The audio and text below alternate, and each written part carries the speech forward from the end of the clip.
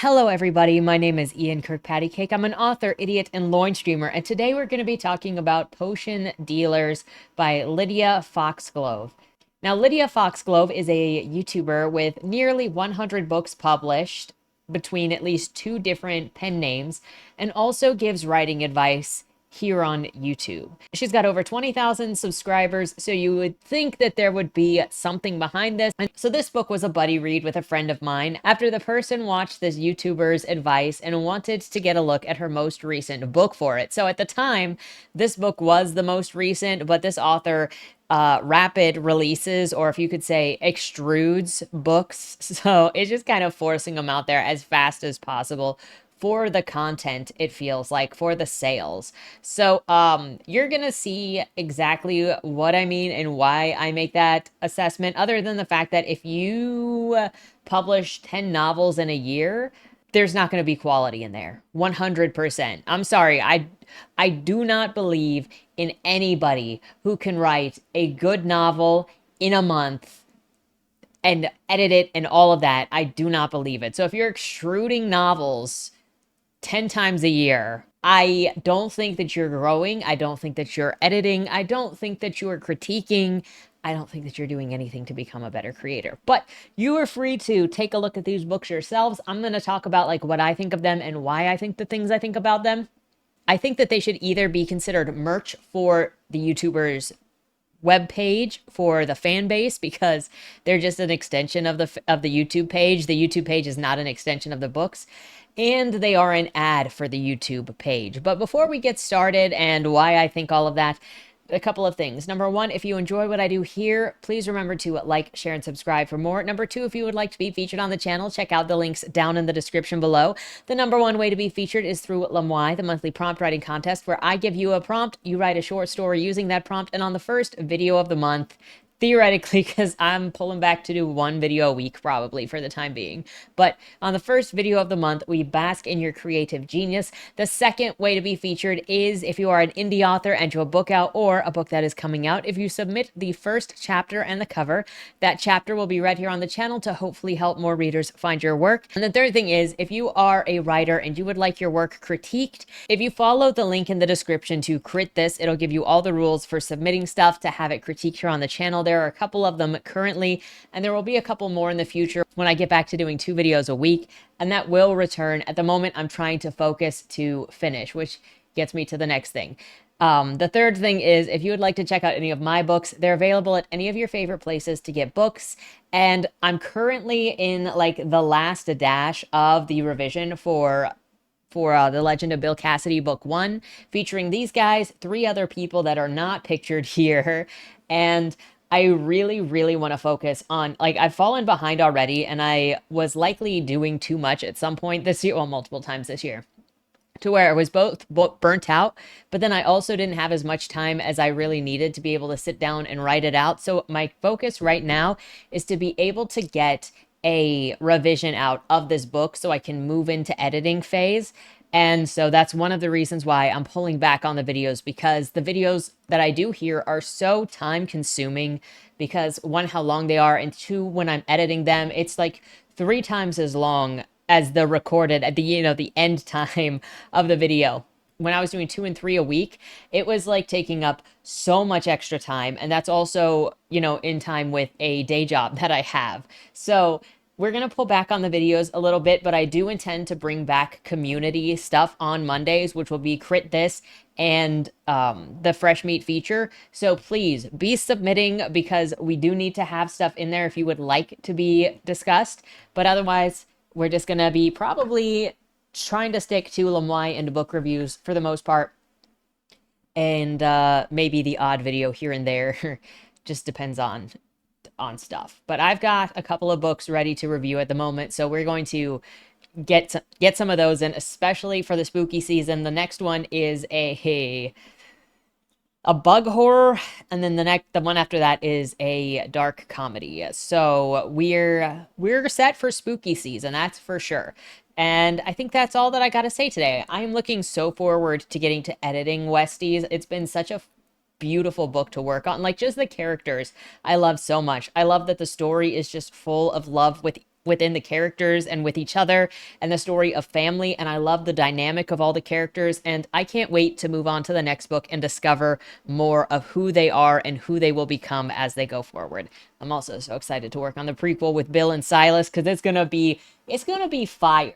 They're going to have like great chemistry. That's enough gushing. Let's get into The Potion Dealers prologue. You could say that this novel starts out with one big red flag, like at the very beginning. Quote, "Did you ever read The Babysitter's Club? Remember that clunky chapter where they remind you that Christy is the leader and Claudia likes fashion and Stacy has diabetes?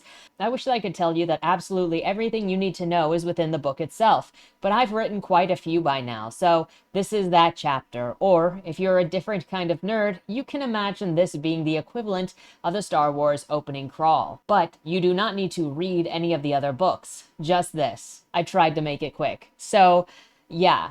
This novel starts out with an explanation of exposition, but the author is also breaking the fourth wall, saying that they didn't have the ability or the willingness to put the full of the story into the actual pages of the novel. So you're going to be without parts of the story, and even with this, you're still missing things, because there's like this whole thing going on where parallel universes, and they take culture from our world and put it into their world, but there's no explanation of how this works, period, or why they do this or anything. And you just end up with this completely foreign world that then suddenly has David Bowie in it and other icons or references from our pop culture. And it's just like, what? And then our stuff, like if you're importing our culture, then you would have some reflections of our culture in your culture, because you don't really import culture, like cultural icons, without absorbing parts of the culture in which you're importing. Anyway, it feels really lazy, and I've seen other people do the same thing where they're basically like, it's a fantasy world, except it's also got like PDFs and it's got stuff from our world, because I can't figure out a better way to do it, when you could really just put it in freaking San Francisco. It doesn't matter that much. Just make it a magical San Francisco over whatever this is. But she's going to claim that she put stuff in the beginning of this to explain things in this universe, when also, personally, as a writer myself, I think that your books should be self-contained stories. It's one thing if it's a shared universe, but they should still make sense on their own. I don't think that you are selling a legitimate product, a legitimate story, and I think that you are tricking readers if they purchase things and it is not a complete story on its own, and instead you're going to skim it and say, go read the other book. Well, she said, look, you don't have to read the other books, but it is incomplete data anyways, and here is just an exposition dump that really doesn't give you everything that you need to know anyways. So there is this very brief info dump ending with, quote, "A history of the world and how it is created or was created is available on my YouTube channel as well."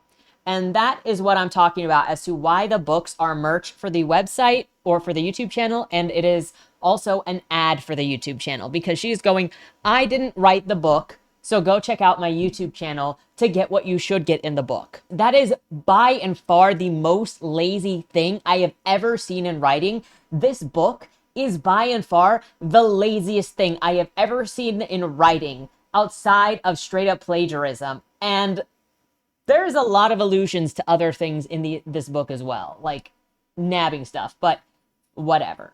Now, I want you to consider what this book just did with that prologue.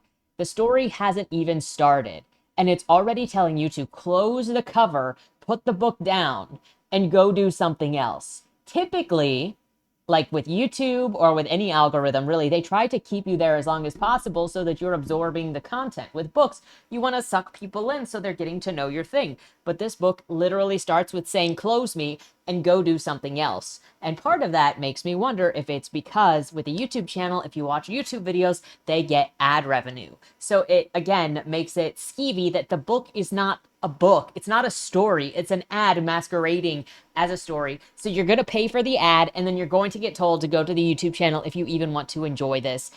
And there are tens of these, dozens of these. And personally, I find it really disgusting. But that's, I'm judging this right now.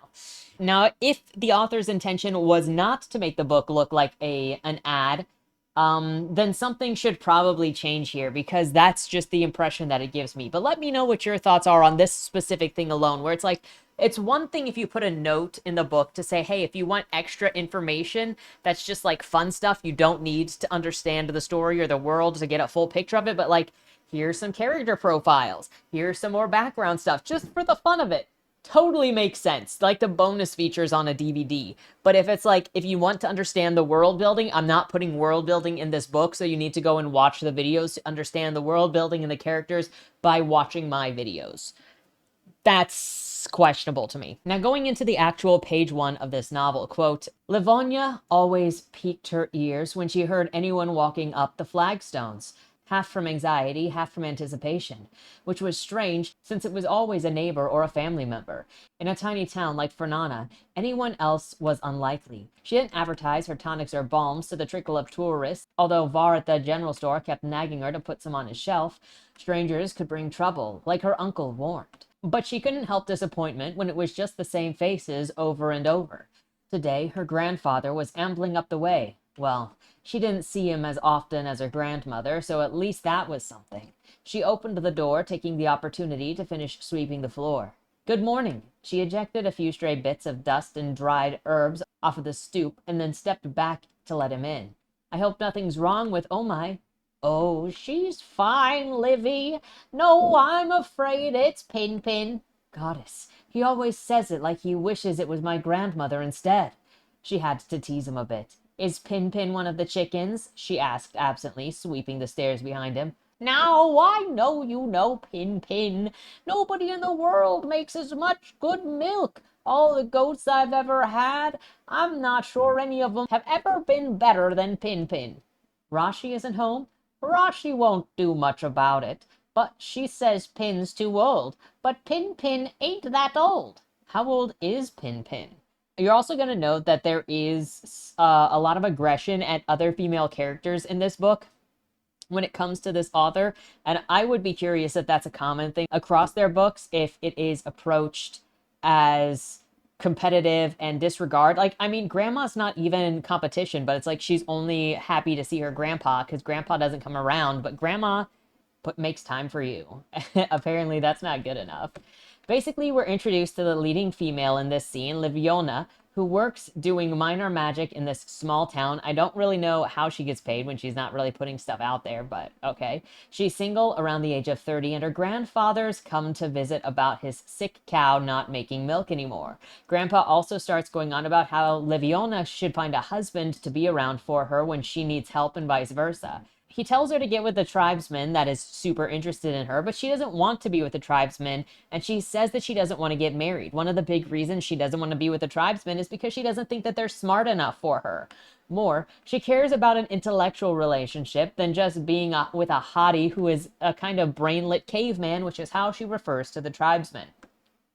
After Grandpa leaves, she realizes how lonely she is from mentioning the radio that's in her room, and the end of the chapter attempts to inject intrigue with this random plotline. Quote, her eyes roved to the trunk by the bed, where she kept the one photograph of her father, the letter her mother wrote to her when Liviona was just a baby, and her own letters from Uncle Frajavel.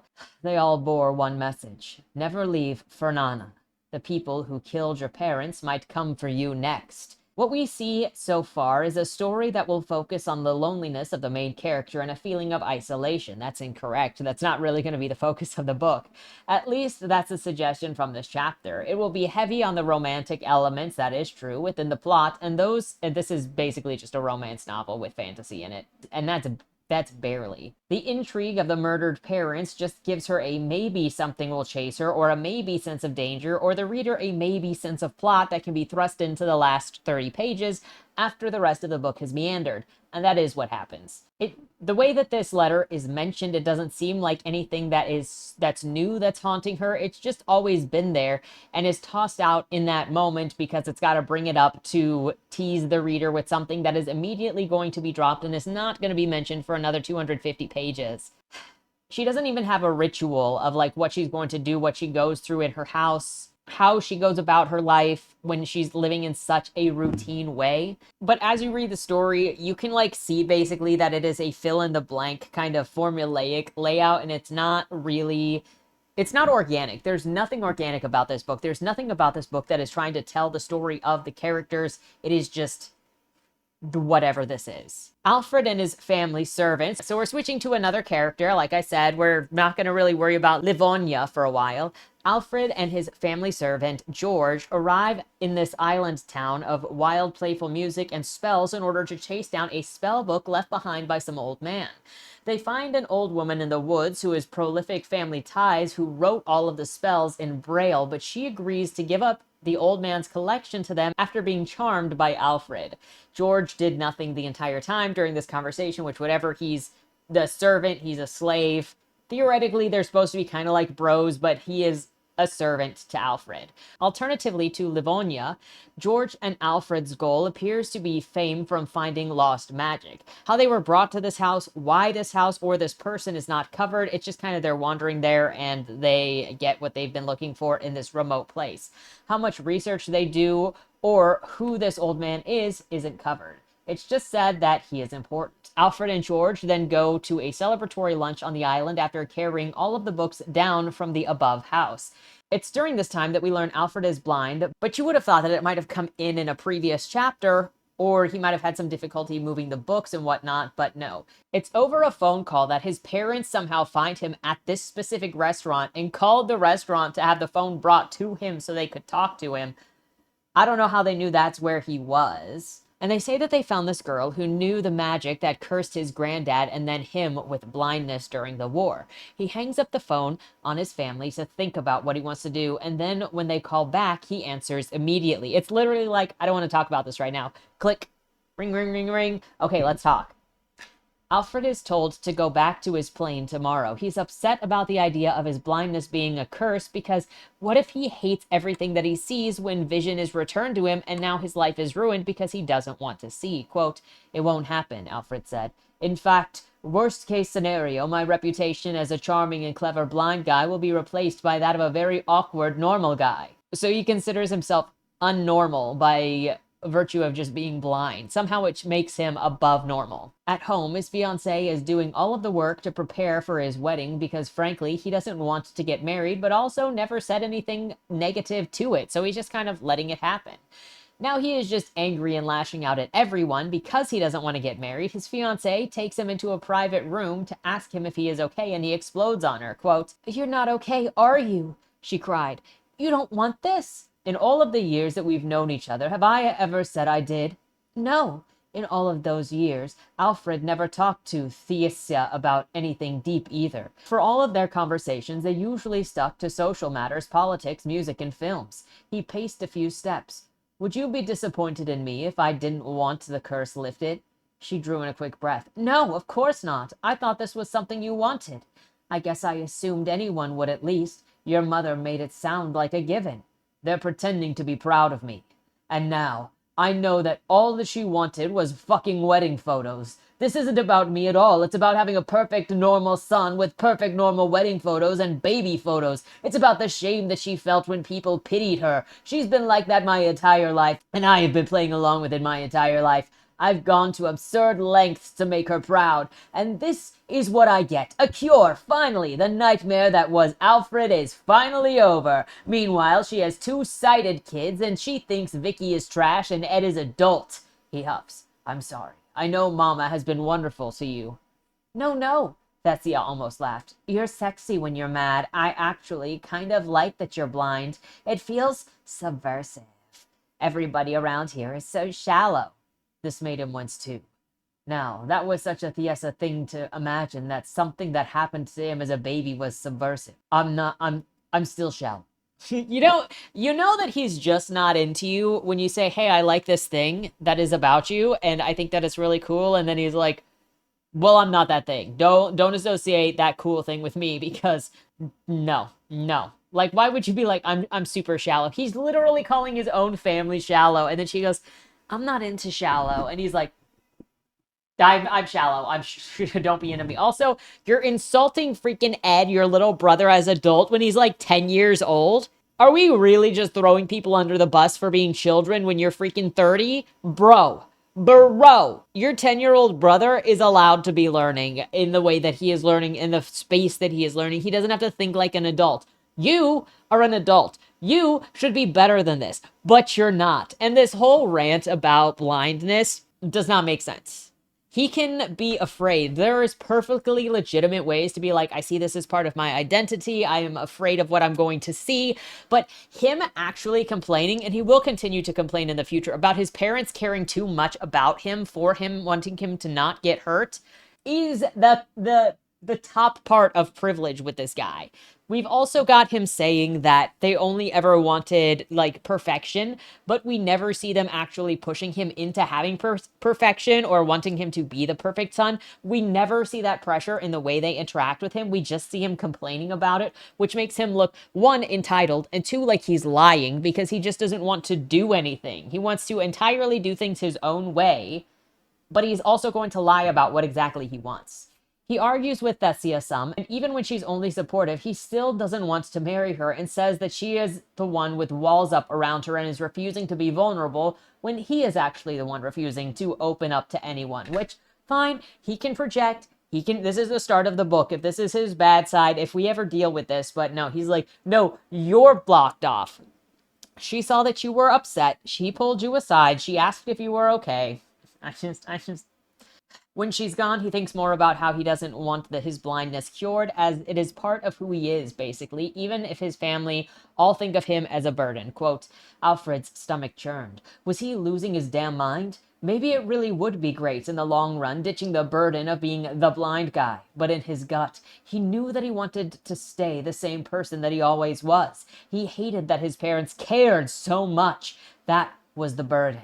He had always wanted to prove them wrong, and if they lifted the curse, they would take that away from him. So he doesn't want to be seen as a burden on his family, but he's not doing anything. He doesn't even have to say anything about being not blind. He just has to be a reliable adult, because being blind doesn't take away your ability to be a reliable, responsible adult. But instead of like looking at any of that and being like, I'm going to prove whatever against what my parents think, he's like, no, I don't want to be a burden to them. They're embarrassed of me about being a burden, and I don't want to be a burden, but also I'm going to fight tooth and nail against them so that I can continue being blind. I feel like it's throwing out multiple things at once, trying to see what sticks, and I don't think that they work with building this character motivation. That's basically where I'm getting at. He believes that the magical girl will fail to cure him, and spoiler alert, that's because he sabotaged it. So somehow, no, I shouldn't say somehow, because he's magically blinded from, when he was born, that this curse was passed on to him because of his bloodline. However, since he worried that the blindness would be cured at some point by taking away the curse, he also physically, threw acid in his eyes to physically maim his own eyes. So even if they cured the curse, they couldn't fix the damage that he did to himself.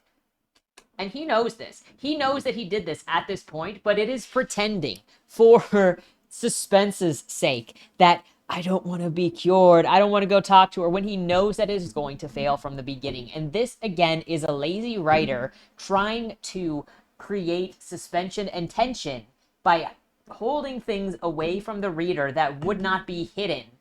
Or it was something that developed later with these characters. I'm not sure which answer it is, but it's just a bad writing either way. Returning to Liviona, she is in town getting food from one of her favorite spots when she is informed that an Atlantan and his bodyguard are in town. She is warned that she should stay in safety for herself, and she complains about being tired of the food that she has in the house, and maybe she doesn't even want to go into hiding. I mean, come on. I guess it's not that big of a deal. And the fact that this completely contradicts the thing set up in the first chapter, which was like, don't go into the town because you might be hunted down and you might be killed. And she's got zero suspicion on these people that are coming to town. Like, are these the guys that my dad and my uncle warned me about? Are these guys here for me? She's just like, meh, because she knows there's no danger.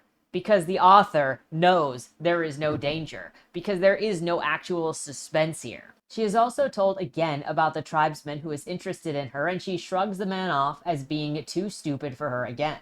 She offers to help her mother with protecting her fields from bugs with coin magic, later admiring how cute kids are and snapping at herself for thinking so. Quote, Livonia walked home, fully cheered by the good lunch and the conversation. That was all she needed, not even any tourists to ogle, but just some hearty food and chit-chat. Rue was a cute kid, too. It would be really fun to have a smart kid like that and read him stories about dragons. Oh no, none of that thinking. That's how they get me shackled up with a stoic hunter who silently brings me deer and meat and orgasms. She shook her head vehemently. Nope, nope. That wouldn't be enough through the trials of sleepless babies and all the way into old age. Through reading this book, you'll also find that there's not so much as romance in this as like random thirsty thoughts. And it gives me the feeling that this author really doesn't understand like how romance works or what makes people click with each other or like connect with each other. And that's not even just on a romance level, that's even on a friendship level. Livonia returns home and the two strangers are there, George and Alfred. She's not even like defensive, like grab a knife, like build some freaking tension here. And I think this also would have played better if it just stayed on Alfred and George's side and then like introduced us to Livonia from them, because then we could have kept there not knowing what's going on and she could have like picked up the knife and they're like, oh no, what do we do here? And George like slaps it out of her hand and then Alfred is like, hey, we don't hit women. And like you could have done so many things to like sustain the tension and made them get to know each other through that because they need to. And she says that she is in danger, but she's also keeping it to herself, you know? Alfred says that he wants his blindness cured. Livonia reads his mind and finds out that he actually doesn't want it cured. Alfred also shares his family background and how he got cursed in the first place, at least what he knows of it. Alfred also agrees that, yeah, sure, he doesn't want to be cured, but I don't have much of a choice. My family wants the curse broken, and I don't want my children to be blind. So then he does want his blindness cured. If he's like, well, I don't want my kids to be blind. I would like to stay blind, but I would not like it passed on to my kids via this curse. So then he should say he does want the curse lifted. He just doesn't want the blindness lifted from him. Anyway, Alfred tells her, you can either come back to my family willingly, or my family will force you to Atlantis to do the ritual to break the curse. He tries to pay her for her services and is also like, for what it's worth, I like you, for how she's read him, you know, with her psychic abilities. She says that she still will not go out of town with him, and he says that he's going to stick around and tells her to think about it for a couple of days. You know, maybe she'll change her mind a little bit. I don't know why she would help him, number one. Number two, I don't know why he thinks that he likes her, but that could also just be a manipulation thing because they hardly know each other. They leave and Livonia is surprised that people found her so easily after the war. Honestly, it is surprising that it took anyone this long when they seemingly found her overnight. It wasn't that hard. It would give you the feeling that maybe they don't really care about this curse in the first place. Alfred and George then go to a sports store so they can buy camping gear because apparently they're sticking around in a tent instead of some kind of hotel or inn. I'm not sure why. I think there's an implication at some point in here that the area is so underdeveloped that there aren't any inns or hotels, but it also boasts about having like a very popular tourist cycle coming in and out. So I don't know if having accommodations doesn't really make sense. Also, these two, you know, upper class people, I just did a nose thing to be like yuppies, are going to be sleeping outside in the snow.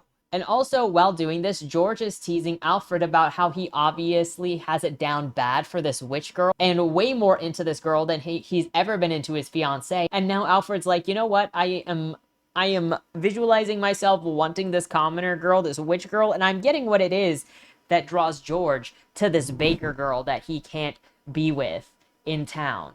And I get it. I get it. I think what I could believe more with Alfred in this case is that he's not into Thessia, obviously. Like, they've grown up together, but he's just not wanting to marry her. He also doesn't want to really do anything to please his dad. He's not into what his parents' plans are for him, and so the fact that they want him to marry Thessia kind of just makes her even more unattractive. But also, I can't help but imagine that his wandering eye has to do with, specifically, the dislike that he has for his parents. Because if he doesn't want to get married, then he's going to have that open eye, that open heart to like mess things up specifically and to hurt people. And in this case, he doesn't even see Thessia as a childhood friend, as another human being. It's just an extension of what his parents want from him.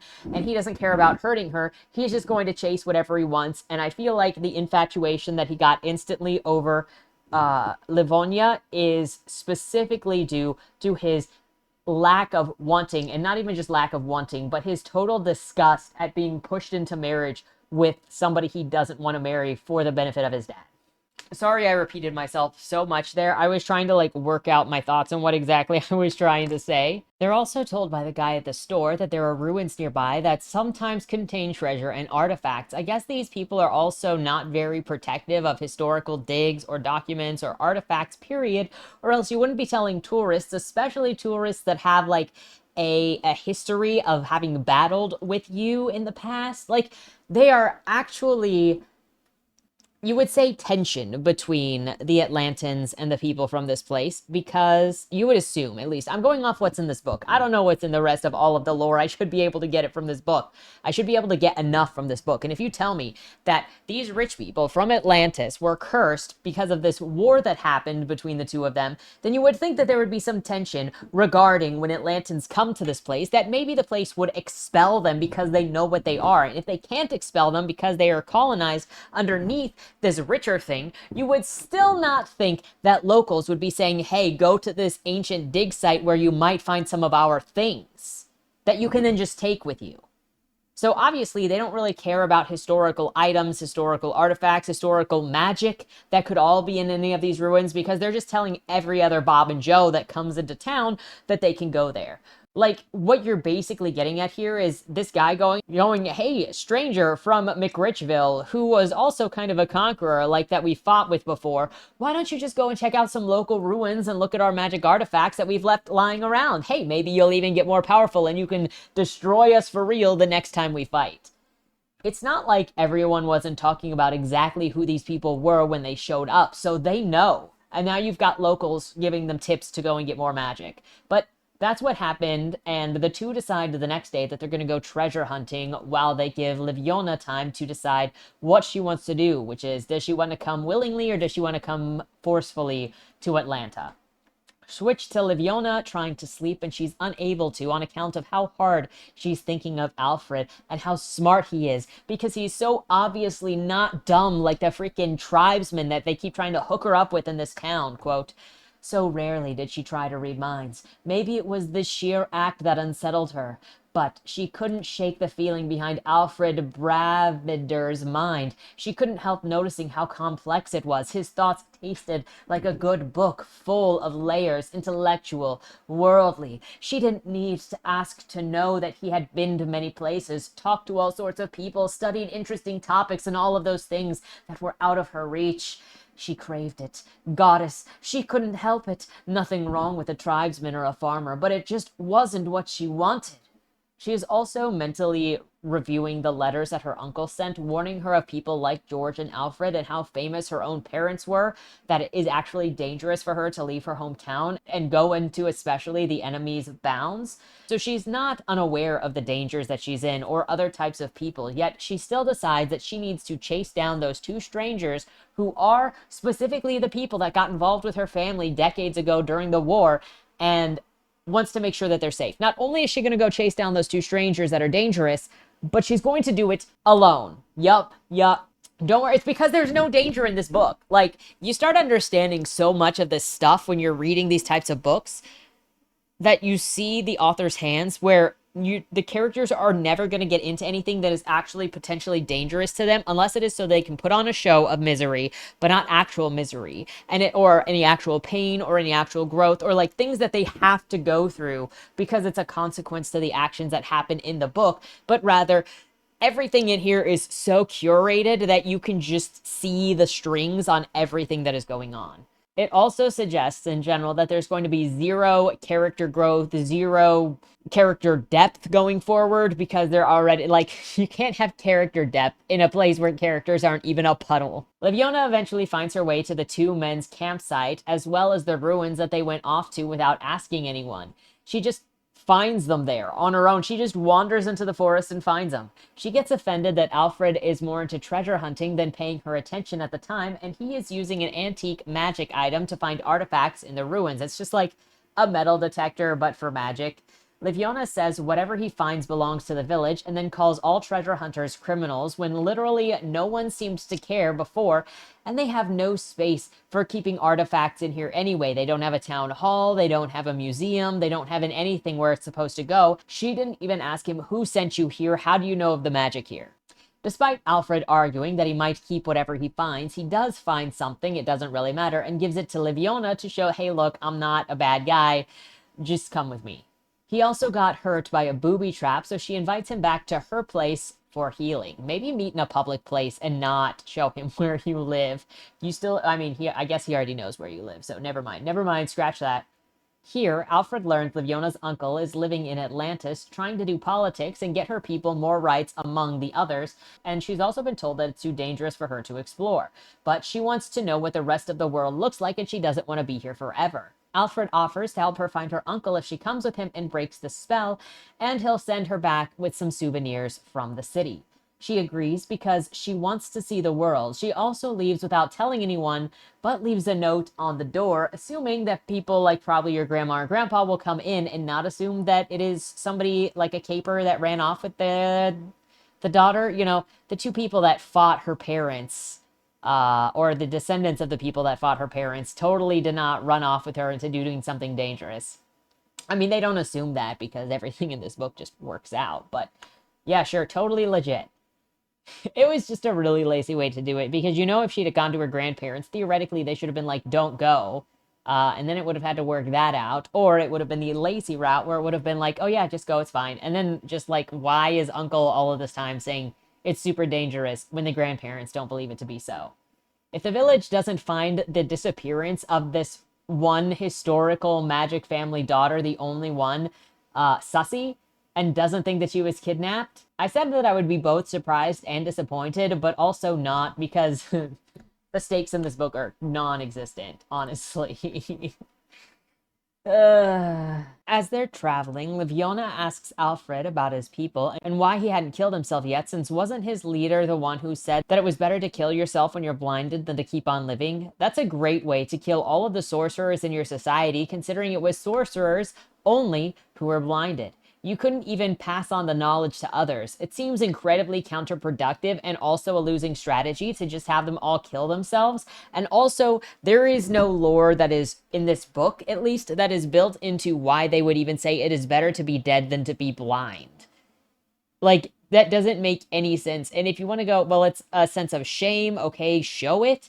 But like, you're saying to kill literally all of your soldiers and their lineage for this, rather than trying to cure it. Like, show us why this is such a big deal, as opposed to like, your kid is blind. Okay, so like, why does it matter this much that it affects these people, that if you're blind, because everything is obviously accommodated for. He has no problems getting around. He has a cane, he has a guy that walks with him, he has magic books that are only freaking written in Braille, and they're ancient magic books. Like, all of the greatest sorcerers all wrote their books in Braille, so why are these guys like, well, we must kill ourselves if we're blind? Like, what?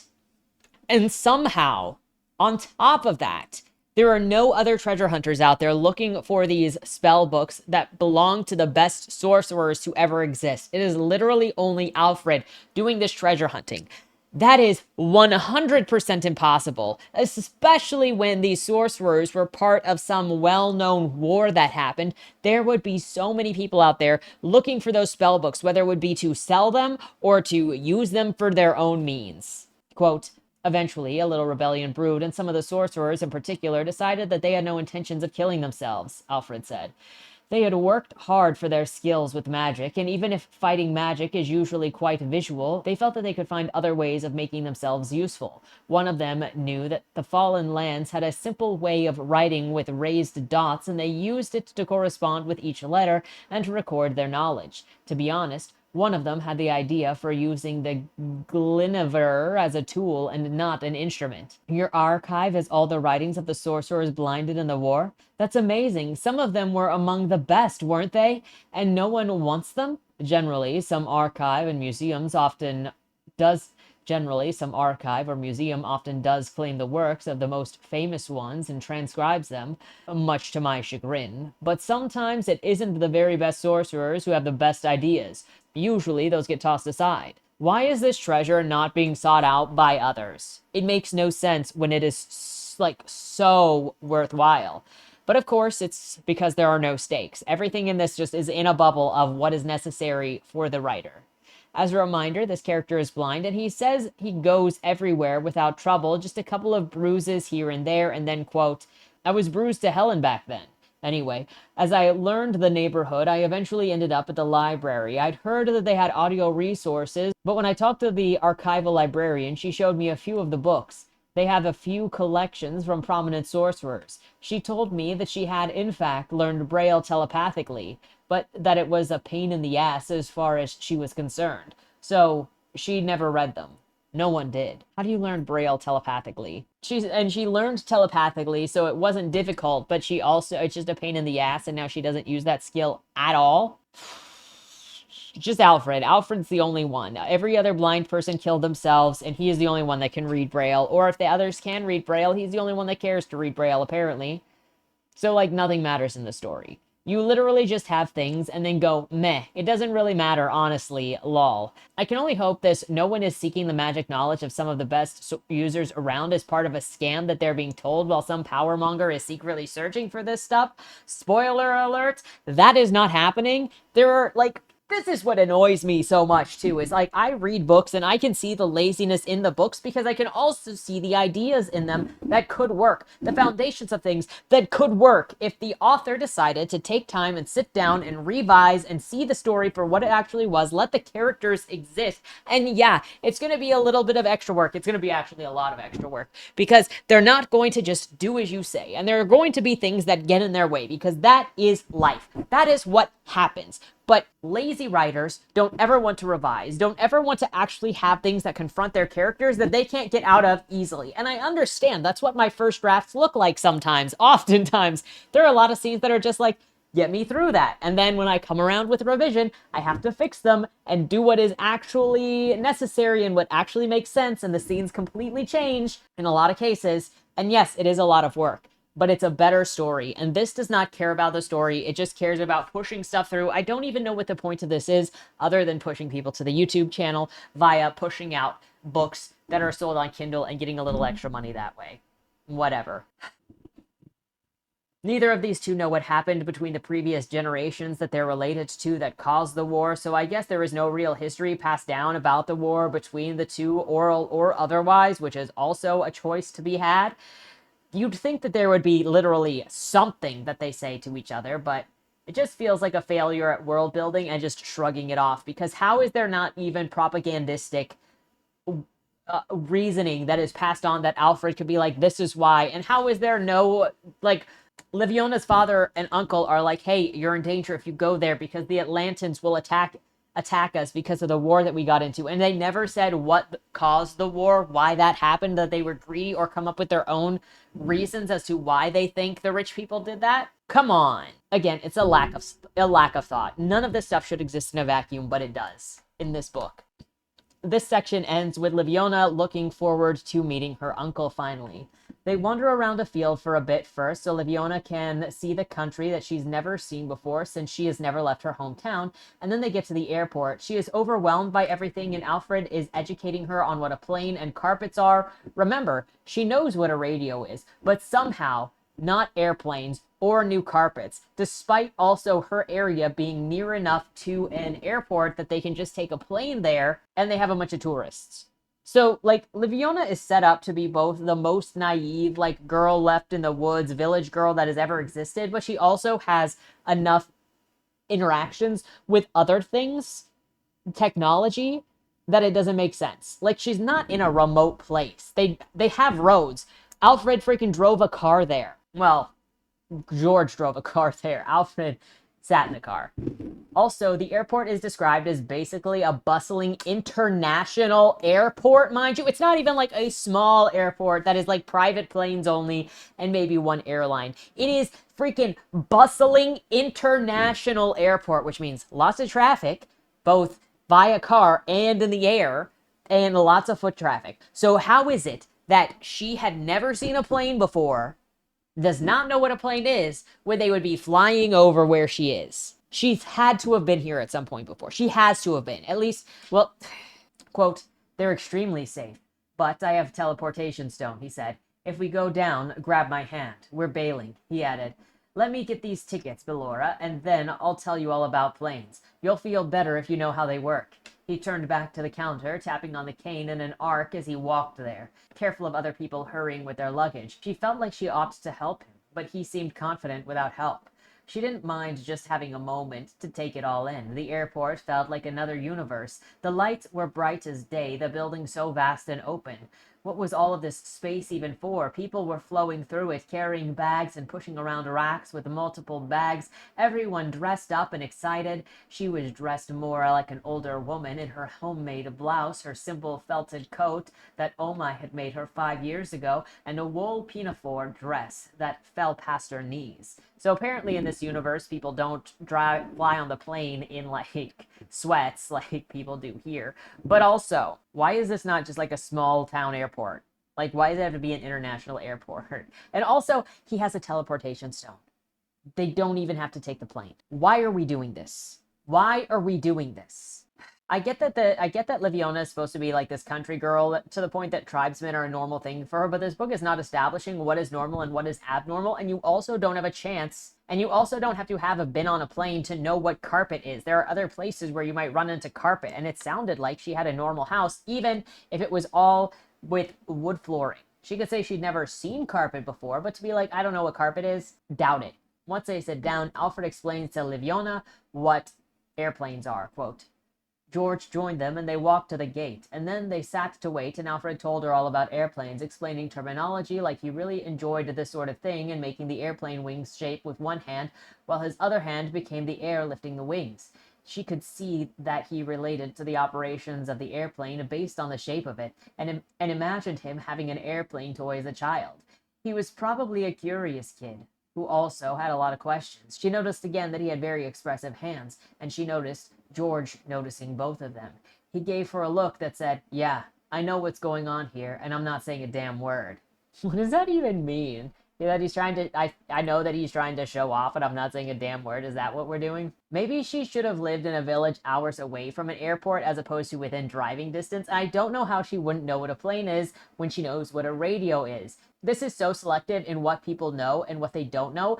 And you can know what a plane is without ever having ridden one and not have to be talked to like a child in order to understand what one is. Once they land, they get out to get Liviona some clothes that fit and also fit in with the town culture. She is surprised about the nightlife in Atlantis and implies that she has no idea what a party or a club is, and she doesn't know anything at all. George and Alfred admire her long hair and say that more women should wear their hair long, while the fashion magazines say that it should be short. And they have this bizarre exchange. Quote, George studied her like he had never considered her appearance all of this time. I guess that's okay. She's dressed very traditionally, and her hair is in braids to her waist. But the Mystic girls are wearing it like that anyways. I don't care if that's out of fashion. Long hair is superior, Alfred said. Oh, well, tell the fashion magazines, George said. Dear girls, please grow your hair to be superior. Love, guy with a hair fetish. Oh, you want to get into fetishes? You want to go there, future Mr. Cherry Doll? Alfred elbowed him, and they briefly got into a jabbing match. Then George was leading the way, Alfred falling back with her. Then George was leading the way, Alfred falling back with her. I don't have a fetish, he added to her. I mean, unless you count 500 sculptures of feet, you'll see them at the house. He got her laughing at that, even through her nerves. It's okay. I might have a hand fetish, she said, and he looked unduly pleased, like he knew that he had nice-looking hands, which left her entirely flustered. The frick is this interaction? This is not romance. This is not characters connecting, and also finding long hair attractive or short hair isn't a fetish. What is this, if not a preoccupation where sex is the only thing that you can think of relates to romantic interest?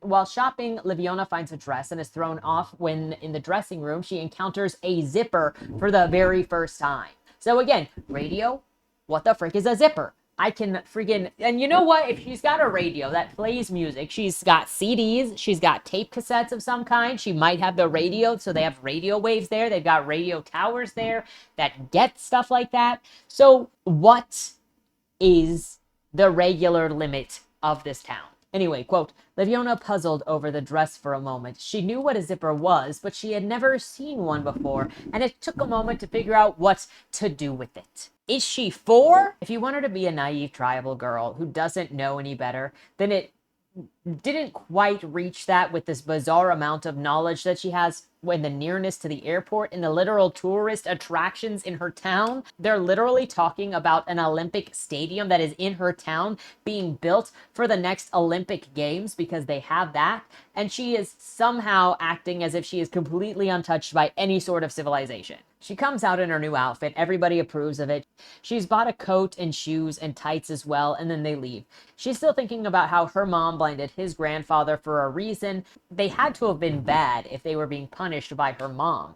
So Alfred must have deserved it for whatever his grandfather did. Right, because 2 generations down, somebody deserves the punishment for a war that he didn't even fight in. He wasn't even alive to be in. Anywhere near. Great sense of justice there.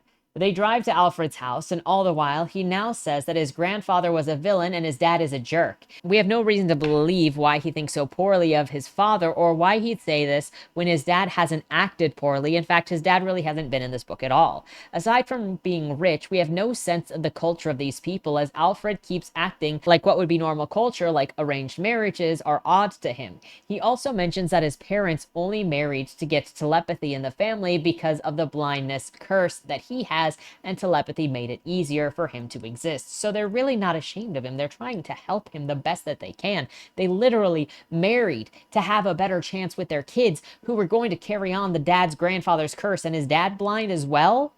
So why is it all being taken out on him? Alfred can't, it must not be Alfred's dad from the family line that was cursed then, right? It's his mom.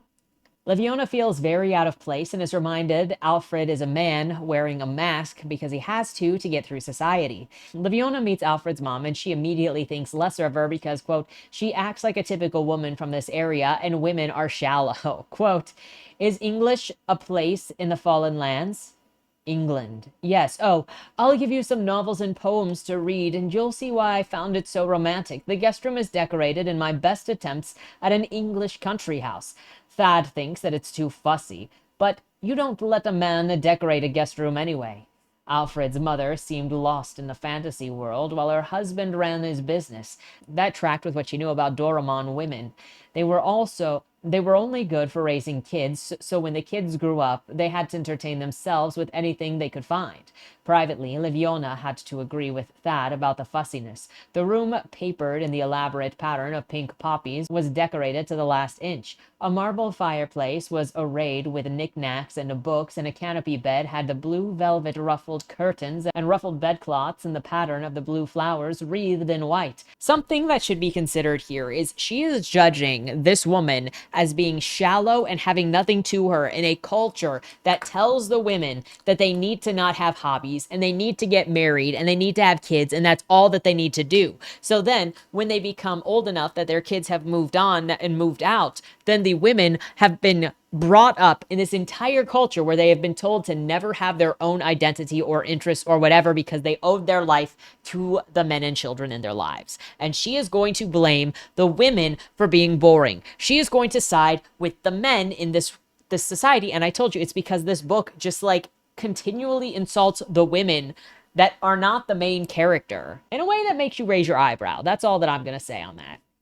Through the conversations happening in the scene, we also learn Thessia is the daughter of a man with a lot of money and empire and uses slaves to make his goods. Thessia also has an activist side to her and is secretly against what her father does and protests against him in secret while wearing a mask. And yeah, there's some alone time with Liviona and Alfred's mom where she agrees that her father was terrible and she saw the moment that her son went blind. Quote, I know that it's been a long time, but I am sorry about your mother, Ellie said. I don't know if Drafin of Bravidaire had anything to do with her death, but if he did, I am deeply sorry. Know that we consider you an honored guest. Alfie's grandfather was a demon. Alfred said as much, Livonia said. He hated me. He hated all Marilam, really. He always thought that I was reading his mind, as if I would want to read that man's mind. He was an absolutely awful person. He killed himself to spite me, to be sure that my firstborn would end up with the curse. It was entirely purposeful. I was playing with Alfie when he died, and I saw the light go out in his eyes. He started crying, and I was so helpless. We've been searching for you for so long. I never gave up hope. That would be terribly upsetting.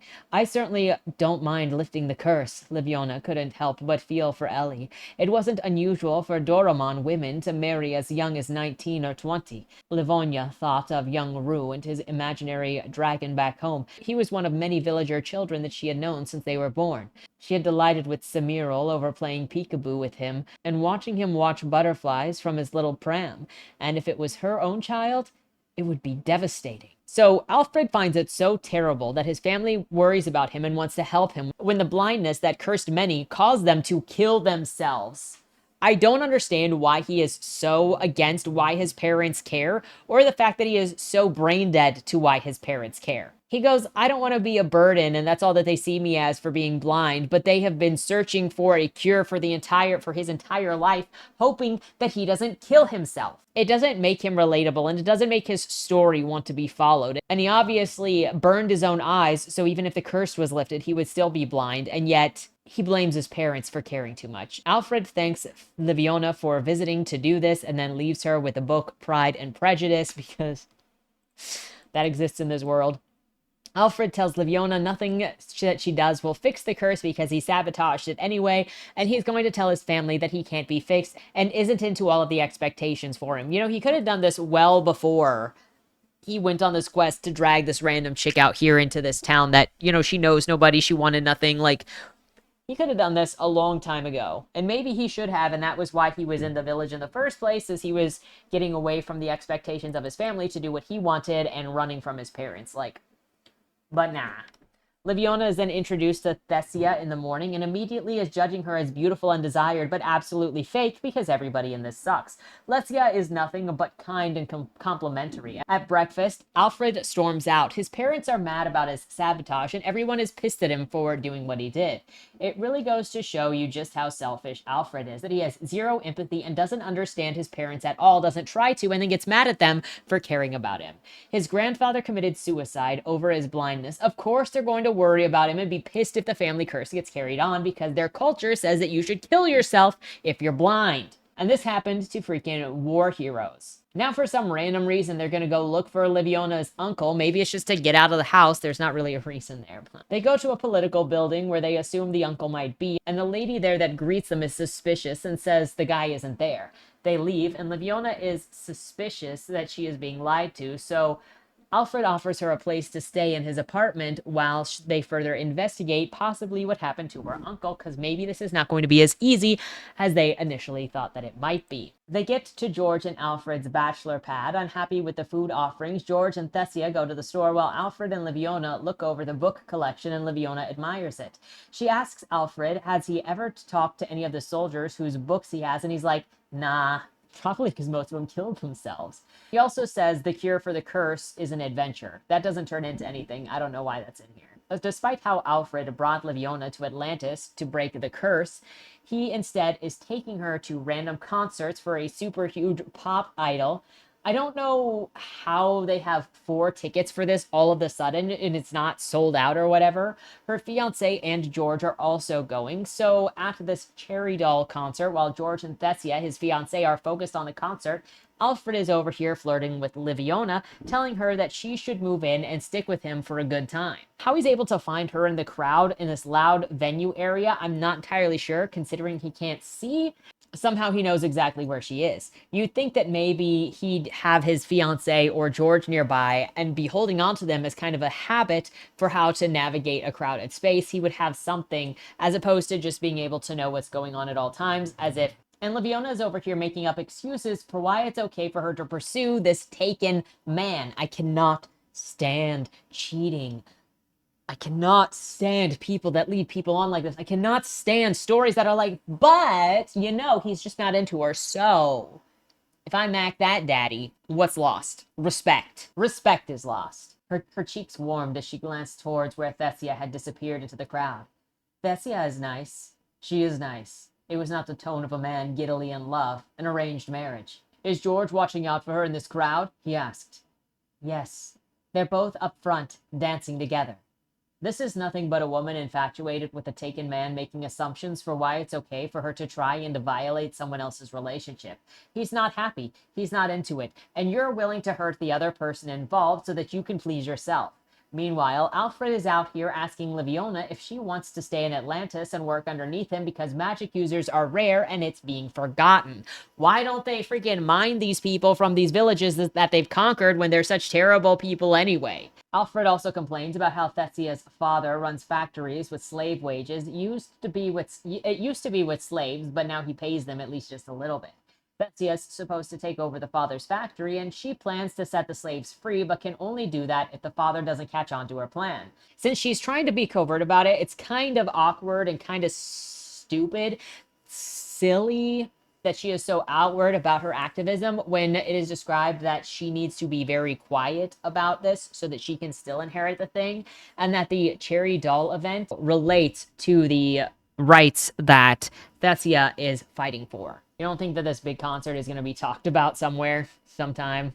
The next chapter starts out with Livonia saying she usually dreams about hurting people. This time, she's fighting her dad and feels like she's killing him when she wakes up. And Alfred's coming into the room under the guise that he's getting a book, but really he's checking on her. The next morning, Alfred apologizes that he has to go to work and she only has one outfit.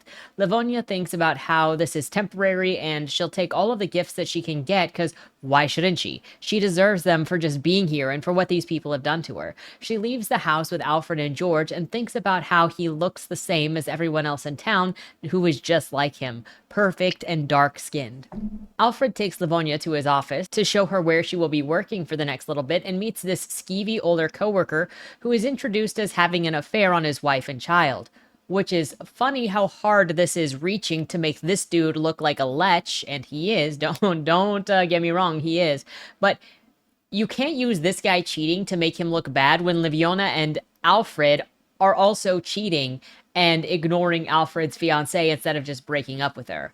Alfred's also complaining about working for his father and having to prove himself to his father, and even more now since he's blind, and how his being blind has made him always need to prove himself to his father that he's not feeble. But he's been dealing with this since, the day that it happened to him. So why is it all of a sudden he needs to prove to him even more now? If this whole curse thing was such a big deal and he wanted his son cured and thought that his son was helpless, why didn't he send some hired guards or hunters to go to the village to bring back the girl, the descendants of the person that cursed, rather than his son? Because if he thought his son was feeble, his son wouldn't have been the only one going. George and Alfred talk about ways of getting power over Alfred's father by making business connections that, like Alfred, over his father and won't work with the father, and also how they have this recital to go to later with Thessia. And on top of all their other obligations, they have to find Livonia's uncle. Why? Just because. It's just because she wants to find him. I would think that's lower priority compared to everything else, but... At the library, we learned that despite being from a remote village and having no idea what department stores are, she knows what the Atlantan goddess is, her normal attire, and her backstory, her entire backstory. So she's educated in all these things somehow, but not in regular everyday things. How colonized are the people in this village? That's what I'm wondering. The reader may never know. They go to the library and ask the librarian about where they might find the uncle, and apparently she's got all of the records she needs to find citizens under an alias. I didn't know that librarians were the FBI of Atlanta. At the department store, it is shopping spree time on Alfred's dime, so of course we're going to get everything that we want, brain deadly. Alfred says, I wish that I knew another woman who could shop with you, forgetting that he has a whole freaking fiancée who is a woman! It's not surprising. Forgetting that he has a whole freaking fiancée who is a woman. It's not surprising that he has forgotten about her, I guess, since he puts literally zero thought into her at all in his daily life. Livonia and Alfred mock another couple shopping as childish, and Livonia decides to buy whatever clothes she wants while believing that she is better than everyone because she is different. The pettiness and the anger and just the resentment that seethes through this character in every single way. She's just a mean girl. Livonia is just a mean girl, and I'm not sure if she's supposed to come off that way, but she does. They then go to a bakery that Bran works at. Bran is the girl that George is interested in. Even though they flirt and all of that, they're never going to get together because Bran says so. Livonia is asked to describe her to Alfred and goes like this, quote, "I can finally ask what Bran looks like and get a real answer," Alfred whispered. "Does she look like a flesh and blood cherry doll or what?" "The opposite," Livonia said. "She's a curvy girl with long dark curls and freckles. She's perfectly cute, but honestly, she doesn't stand out. But that's good. At least George doesn't have an unrealistic standard. Why is she judging this girl, and what does she mean by she doesn't stand out, and why does she have to stand out to be a good partner or to be considered attractive?" Let's not forget, Livonia is in a foreign place with different dress and customs, and she's here saying that everyone here looks exactly the same because they look different to her. George shows up and tells Alfred that Bran isn't interested in dating him because of their different races. Alfred is like, "Oh, well, keep yourself for that pop star cherry doll anyway, because you need to."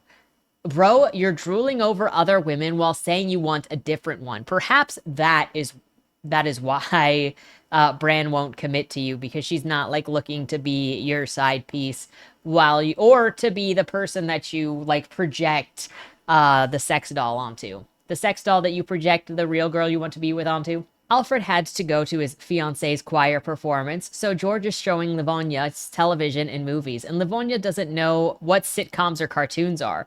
We also apparently have Cyborg 009 and Batman in this universe, making it more confusing what is even going on here. What is the time period in here? They have planes and cars and drawn horses, and I don't know.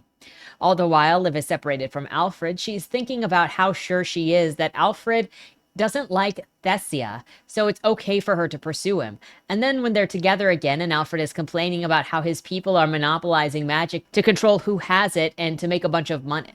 Then when she and Alfred are together again, he is complaining about how his people are monopolizing magic to control who has it and to make a bunch of money. He acts like he is not part of the problem by treasure hunting for himself and taking all of the magic books for himself. He talks about stories of Atlanta and shares this little tidbit, quote, "Well, they say if you're born with a disability, it's a punishment for bad deeds in a past life," Alfred said. "I wasn't born blind, so it doesn't count, but it makes me bristle." "They say that about Finarlum, too," George added, "and if Cherry Doll is a punishment, sign me up."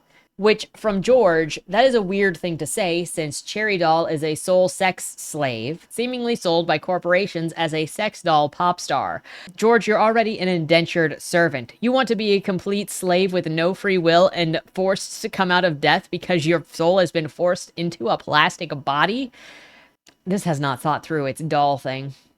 And then as Alfred and Livonia are traveling by car, she sees a slave girl outside and describes her as, quote, "Worse than the icy looks they gave her was the chill when she spotted a Finarlum servant in the old style, a bedraggled, inhuman creature made of rags and yarn hair, its glass eyes as theoretically full of life as any flesh and blood person, but deadened by a life too bleak to fathom. The hair clips and long tunic vaguely indicated that she was intended to be female. She was sweeping the sidewalks with mismatched hands, clutching a broom that seemed too big for her frail body." This is the same sort of creature that Cherry Doll is, by the way, and they are forced. They are souls brought back, put into makeshift bodies to be slaves, and they cannot go back to live their lives. And this is just considered a class of people that are fighting for their rights now.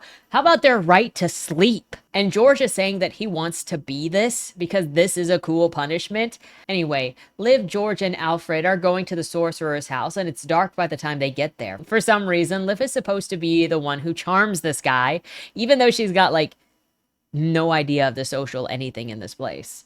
Livonia sits down and talks to the people, exposition dumping about the enchanted slave class in the book that I don't know what they have to do with anything. This is just a sub-story that doesn't matter, just to let the bad guys be slave owners and the good guys fight the powers in a generic trope. Livonia then reveals that she gets premonitions on top of everything else that she gets. Is Alfred's family in charge of society? Because if he is, and his people believe that you get disabilities by being cursed because you're bad, then why aren't they doing anything about the slave class that they created? Alfred grovels to get this guy to work with him, saying that his dad is going to cut him off and is looking for any reason to do so. So any small successes could help him potentially beat his dad in the way that his dad wants to just destroy him. And I'm like, if he doesn't want to cut you off, then why doesn't he just not cut you off? Like, he's going, my dad is going to cut me off, but doesn't want to cut me off, so I need to prove to him so he doesn't have to cut me off. Your dad is the one in control of this. What is this weird setup where he's in control, but it's going to happen, but he can't control it? Nothing convinces the sorcerer to work with him, though, and they leave empty-handed. Alfred is now worried about not being able to run his own business. The options that he has given under his dad is either to be a shadow installment of a real person to run everything while he is just a figurehead, or he doesn't have any involvement with it whatsoever and his dad picks somebody else to run it, but he still gets to have his lifestyle covered by money that's just given to him. And he's like, I can do whatever I want. If they just install somebody else, I can just do whatever I want. And why would I want that? Why would I want to, go looking for all the treasure that I could possibly want, have my entire lifestyle paid for, and not be involved in dad's business? It's such a problem that needs to be taken care of. Now, he's coming to terms with how much he wants Livonia, but says that he must break up with his fiancée or I'm a bad man. He also tells her, quote, I'm my parents' favorite child, and they don't even hide it. Whatever I've wanted, they've ultimately bowed to it. And this, yeah, they'll probably bow to this too. But I don't have the power or respect on my own terms, especially now. If Dorvan Porcel feels the need to warn me that Daddy is mad, what do I really have? I need something that's mine. Confirming that he gets everything that he wants, but it's still not enough, and his parents aren't actually bad people, so I don't know where that whole plot line is coming from. Because he wants his own power, Livonia suggests that he court blind sorcerers because he'll be able to empathize with them more. And he's like, that's brilliant, and who cares what Daddy thinks? And then Livonia kisses him, and he thinks about how much better Liv is at kissing than Thessia, and just in general, how much better at everything Liv is than Thessia, and is better than she could ever wish to be. This kind of stuff always makes me pause when it's in a book and it doesn't make sense for the character, when it's just like so random to be like brown nosing at this point, because you don't need to compare people like this, and you don't need to constantly compare people like this, and you don't need to compare people to give another person a compliment. But that's what it's got to do. It's got to put other people down in order to lift Livonia up. So Alfred is finally going to tell Thessia that there is no love between them, but the marriage is a business arrangement to save her from her dad, who is not as progressive as she is, and who loves the slaves and will not allow her to marry down because he wants power. Alfred wants to help her before dumping her so she doesn't have to marry a bad person or be stuck with her dad. Alfred is then meeting Thessia in a restaurant to dump her. Quote, Alfred waited for Thessia outside of Saranzi's with a bouquet in his hand. He'd caught himself plucking off the petals from anxiety. Damn it. He was doing the right thing. Yes, he would break it to Thessia now, before things escalated any further. It would sting in the moment, but if she thought about it, she might even be relieved. He knew that she didn't want kids, and that pressure would be off. He would still offer to help her any way that he could. Just because he doesn't want to marry her doesn't mean that she doesn't still need or wants to get married, or that the pressure of having kids will be off. Her parents will just be pressuring her to get married and find a new man, and I mean, of course, Alfred is coping because he's a bad person, and why am I wasting my breath on saying this? I just don't know what we're supposed to want with this guy when he's uninspired and just benign and just bad. Alfred's paranoid that Thessia knows she's going to get dumped, especially when she says that she had a question to ask him, but just keeps asking him who he's going to vote for. And then she asks him who he's going to vote for, if he thinks that she's silly for her political causes, if he actually cares about the oppressed people, and then starts crying because she just cares so freaking much that she thinks maybe she's going crazy like her mother did. It is so random. And the politics of this thing aren't even like woven into the story. And why is this even called the potion dealers when it's got nothing to do with anything? She randomly starts talking about a crush that she had in school who was this heir to the dead.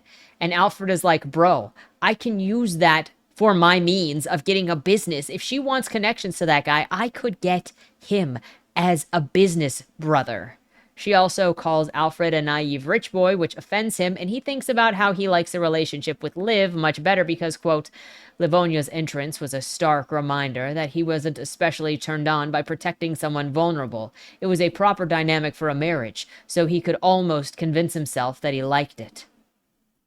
Not entirely sure what that is trying to get at, but She mentions going to a protest that day, and Alfred gets pissed off. Not about her going to the protest, but he's like, bruh, I have drama and need to break up with her, and here she is coming in with her own freaking problems. How freaking dare she?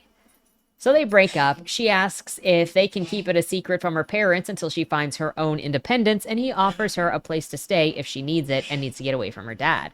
Alfred, George, and Livonia are traveling to a remote town of the people of the dead, walking ancient magic, for Alfred to try and broker a deal. They're also activists of a sort, and Alfred is super stoked to try and win their loyalty. Maybe he should have brought Thessia, who is super into this stuff and may have connections with them already, but he's already tossed her to the wayside. Apparently, there are so many tourists here again, but there is no technology because people argued against it being there. I don't know. They rejected all modernity. Liv excuses herself with the excuse that she has lady concerns to deal with and she'll meet them later. Alfred is like, I know nothing about lady concerns, despite being engaged since he was young. Apparently, he considers Thessia his sister, but never actually talked to her much enough to understand anything about women. Despite Liv's words, Alfred is suspicious and sends George to tail her in case she's chasing after her uncle, and her uncle is fake, trying to trick her. Of course, this sets Alfred up to tail and be attacked by one of his dad's own bodyguards, trying to test him or something. Yeah, so Alfred is wandering off alone, doing whatever it is he was supposed to do, and his dad sent ninjas to attack him, just to test him, to make sure, like, I don't know, I guess he's ready. He's surprised that his dad is pissed that he made a cure not work. I don't know why he would be pissed about that. They've spent their entire life trying to help him, and he burnt out his eyes decades ago and didn't say anything. And he's then run into by Taran Kerr, the guy that he came to see. Imagine that, the guy coming in to save his butt from his dad's goons. And this guy is also immediately complimenting him for how amazing he is.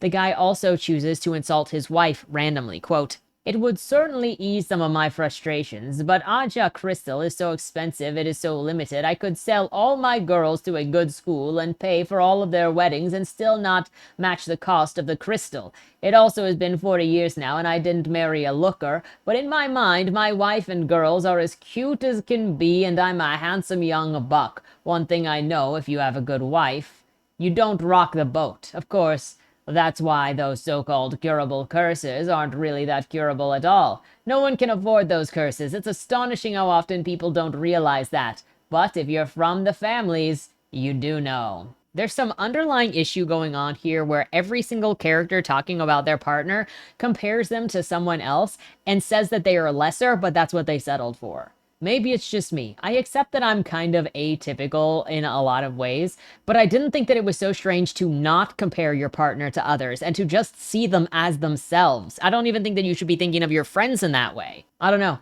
Maybe I'm crazy with the thought that the person is the other half of your heart and they aren't, I don't know, I settled and they're meh, but they're what I got. But, you know, whatever. It's also so alien to me that the author keeps doing this, like this reference. It's not even a character trait because it's literally all the characters that are doing this. Alfred is trying to convince Taran Kerr to make offensive potions for him, including a blinding potion that he can use on himself. So we've gone in the other direction. Quote, "Of course I can make parasitic. You know who you're talking to, but I don't believe that'll only be used on the people who deserve it. 90% of them never get used at all. But they're still on some of the best weapons against Doramons, mind you, not Miralem. Blinding a telepath like that wouldn't be worth it. The few that are being used will likely be on men who choose violence in peaceful times. What sort of man is that? Could be on either side. But who is the most vulnerable? Not Miralem, certainly not Fanarlem, who are entirely immune, not even Doramon women, who have always been discouraged from learning sorcery or physical fighting. Not the lower classes who can't afford the magical education, so a blinding potion can only be used on one specific type of person, and it's a rich man. Dude agrees to do business because a couple of potions will pay for his daughter's college, but also he wants to see what Alfred is like when he is drunk in order to show that he is a good business partner.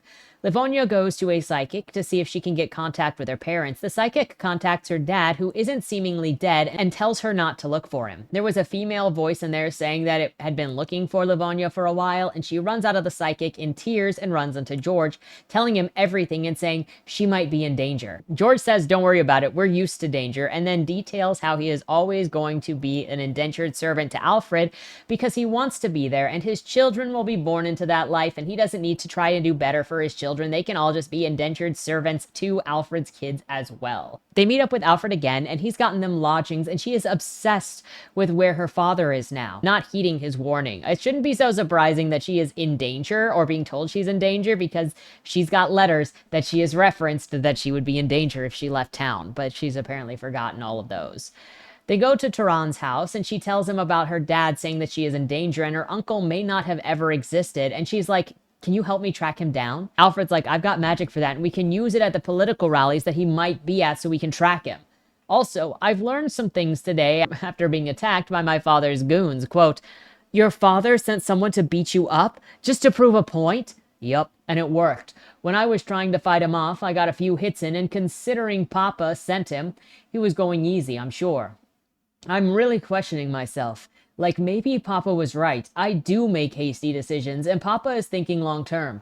Maybe in 20 years, by the time I've retired, these telepathic therapies would be long behind me, and I would be a much more formidable. But you didn't choose this to be more formidable, did you? You just wanted to stay the same person that you've always been." "Yeah. I just had a moment of doubt. And then Tehran showed up and shot a fireball at him, and he said, 'You'll never need to fight alone if you have allies.' I've been worrying that I can't fight alone. But I rarely have to. I have George, and why stop there? I could build a business in a different way than my father, with people that I like and trust." Alfred squeezed her hand. "You don't need to do this alone either, Ballora. I'll help you find him, and whoever this woman is, we'll handle this together." Liv starts crying, and Alfred starts thinking about sex, which is an odd choice, but okay. Quote, "Alfred had certainly thought about sex enough times in his life. He never acted on it because he wasn't the type to cheat on Thessia, and he never really understood why any man would cheat, besides most men were misogynistic jerks. He took pride in being a better class than that." He says this when he has already been cheating emotionally on Thessia, which does count, by the way. I hate this idea that you can go all the way emotionally. You can trust this other person that is taking the role of your partner. You can start flirting with them. You can start thinking of them as how you would like them to be your spouse. But for some reason, if you don't have sex with them, it doesn't count as cheating. It does. Emotional cheating is cheating. Kissing is cheating. All of this is cheating, and he's saying it's not cheating. And I don't know if he genuinely thinks it's not cheating or if the writer thinks that it's not cheating, but it is cheating. It's never addressed, and he and Liver are seen as the good people, and they're going to get together, and they're going to disregard Thessia. So what's it saying here? From this, he proposes to Liver, she agrees, and they have sex. Not without being weird, where they talk about each other's experiences, previous partners, and how Liver was educated on sex by watching farm animals. Quote, how do you find out about sex? I only know from watching farm animals and a few illustrated books. Also, we learned specifically that fortunately, Liver's type of person, Liver's race of people, can't have babies unless they mentally want them. It is literal mental birth control. Because why not just solve everything by thinking about it? This is Dalen be like 4 bonds on viral load production. Quote, "It's okay. I'll try very hard to reject all of your sperm." They go shopping for food because Liver wants to make Alfred food, and she mocks him for being a spoiled bachelor, and he's like, "Guilty as charged."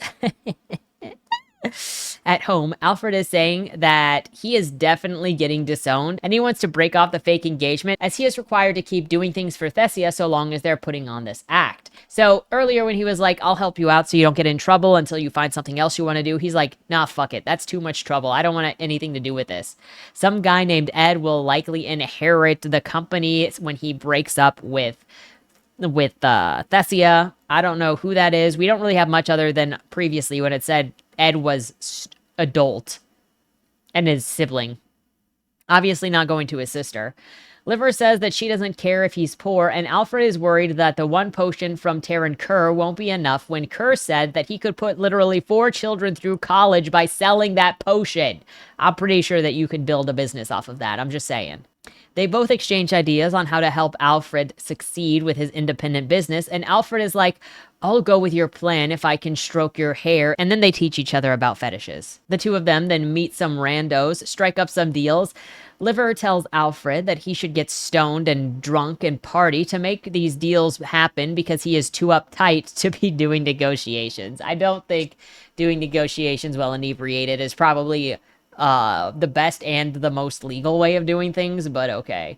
Engagement party with Alfred, where he argues with his dad for who his dad was instilling as the successor, you know, his little brother Ed, but also people are saying how much Alfred's dad believes in him and wants him to have all of the power if only he could prove himself, and Alfred is like, this is so dumb, just give me the power then, and they're like, we want to, but no. And he's not happy to be there since he's not marrying Thessia and this is all fake. And now they're arguing with Alfred, and Alfred is like, Daddy loves somebody else more than me. And while Alfred is refusing, that Daddy keeps breaking the rules for him so he can have all of the power. And Alfred is like, no, you're a traitor. You love somebody more than me and you're doing everything in your power to take my power away from me. And Dad is like, no, I'm asking you to do literally the bare minimum. I keep breaking literally all of the protocols for you, son.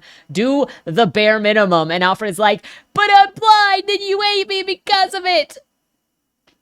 Alfred shot himself in the foot and is literally blaming his parents for it. Alfred and Liver then go to a political rally to look for her dad. I know, we go from friggin' engagement party to political rally, and you get more of their being oppressed, we're the good dudes and we're gonna beat them. This totally repetitive situation where there even is black bloc.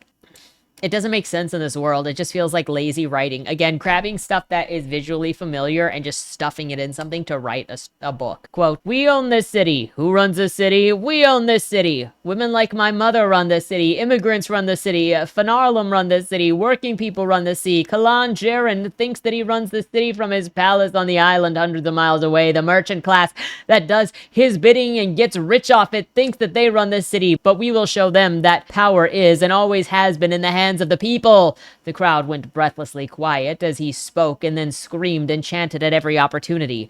Det's voice remained calm, and he barely rose to a shout. Liv thinks that she feels a psychic pull of her father somewhere, and chaos just sweeps the rally with violence, bullets going off, and people screaming and running around. They're gonna go look for her father anyway as everybody else scatters. At this point, like, we're at nearly the end of the book, and what even is this? You can solve anything with just feelings and magic when it costs nothing and there are no limits to it, which is what this book is doing. There's a magical item that just shows you other magical items. The potions don't take anything from you. There is no charge. There is no loss. Liver and Alfred eventually find Thessia on the ground being brutalized by dogs and cops, and in the chaos and all of that, they run into Lester Alamont, this guy that Thessia earlier was saying that she had a little crush on in school, and he is the keeper of the dead and has permanent eyeliner. Lester helps them recover. Alfred gives him his card and tries to schmooze him into doing a business deal in the middle of this protest that is being just ransacked by the cops, and he says they'll talk later for sure. Lester then teleports out of there. How many people can just freaking teleport and they're not? Thessia wakes up healed and Lester is gone, and she is freaking out because she has a crush on Lester over here. And she has had feelings for him the entire time that she has been engaged to Alfred. So yeah, we are now just brushing off the guilt of everything Alfred did by saying that Thessia has had a thing for somebody else, despite how she has been loyal this entire time and has brought nobody else up. It is literally just to alleviate any guilt from Alfred. Thessia is super embarrassed to be attracted to someone who is a dead soul doll, a Fanarlum, as described from the beginning as, quote, created by calling a soul into an artificial body made lifelike by magic. Kalanites, Alfred's people, believe that only weak souls will submit themselves to being summoned, and these souls did something in their past and must now atone for it with servitude. So, literal slaves that have been brought back from the dead, and they don't have any rights But right now, Thessia is head over heels for one and never said anything to her man about it. She is invited by Liver to go searching for Liver's dad and to help with other things to flee the Finarlum slaves because it's much more fun with another woman. Liver then talks to Det, the politician, who is sort of part of the uprising against the bad people like Alfred's dad, and he says that he was pretending to be her uncle this whole time because he's friends with her dad and they were trying to keep her safe. She has fragments of some bad woman's soul inside of her, a woman not mentioned at all at any point through the rest of this book. So who the frick is she and why does it matter? I don't know. I don't know why we're here. I'm sure there's a YouTube link somewhere for it, because why the frick would it be in the book that it's supposed to be about?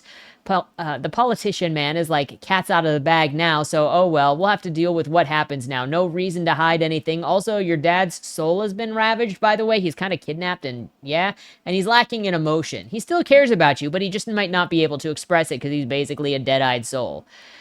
Riding back to Det's house, Thessia's super excited and starstruck by Liver getting letters from this guy for over 20 years because she has always admired this politician. But Liver is like, it's no big deal. In fact, I think I'm mad at him because he told me not to leave my house in the village, and sure, that message was from my dad, but I like my dad, and I'm mad at this guy for passing on his message because I don't have any feelings for this guy. So, fuck the messenger. That's what she says. Then they just continue to find more potion makers. This story really has no idea what's going on. It's in the last couple of chapters of its existence.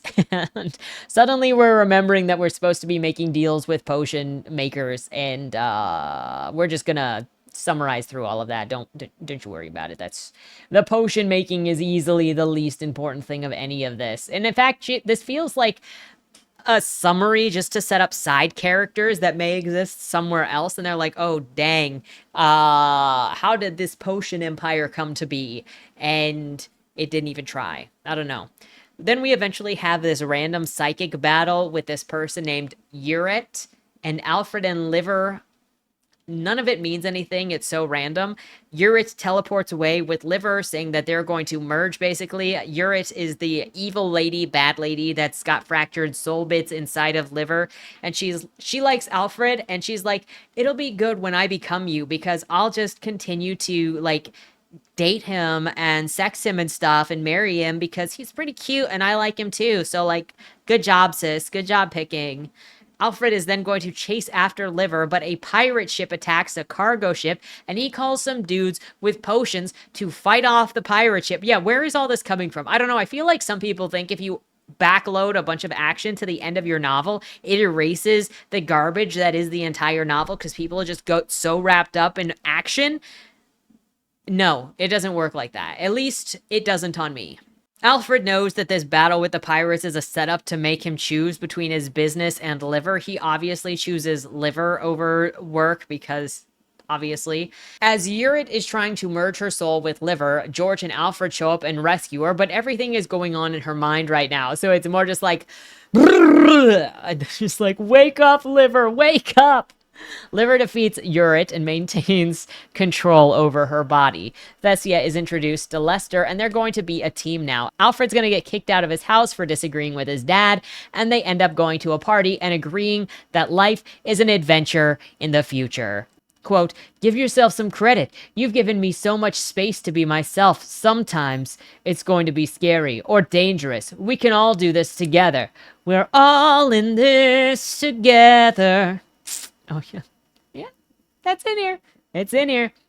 Yes, she said. My answer is still yes. He slipped the ring on her finger. And pause for your hand fetish, he said. She laughed. That's my girl. He kissed her hand, and then he gave one of her braids a gentle tug and brought her lips closer. Her kiss was hesitant at first, but it didn't stay that way. She missed this feeling. She missed him. She slid a hand under his jacket. Don't do this to me now, he said. We have a party to make it through first, but I'm glad that you're feeling it.